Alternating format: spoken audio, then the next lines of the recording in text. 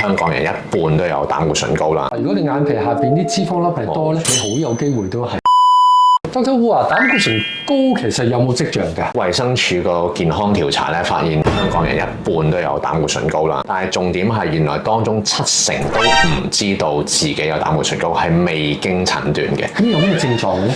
係完全冇症狀嘅，隱形殺手。冇錯啦，即係除非你刻意去未有症狀之前去量度佢啦，睇係咪高啦，或者到有症狀嘅時就係個膽固醇高到令到啲血管塞咗啦，可能已經出現咗心臟病、中風，嗰刻先至意識到自己有膽固醇高咧，其實就太遲㗎啦。的確有一小撮人咧係有一啲嘅表面嘅皮膚症狀可能可以察覺到嘅，但係呢個係屬於極少數，我哋叫做家族遺傳性嘅膽固醇高血症嘅人。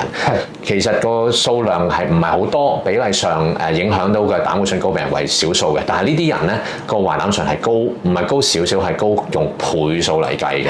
咁佢哋會可能會發現一啲叫脂肪塊咧，喺一啲跟腱位，喺一啲可能係手踭啊、手指外側啊、皮膚底下咧，甚至眼皮。我有聽過佢哋話，如果你眼皮下邊啲脂肪粒係多咧，你好有機會都係。通常係上眼簾呢啲位咧，係會有啲黃冚冚一啲叫脂肪塊咧。呢啲人都係屬於好大機會係心血管風險比較高嘅人士嚟嘅。所以即使冇呢啲跡象咧，都要留意自己嘅身體變化。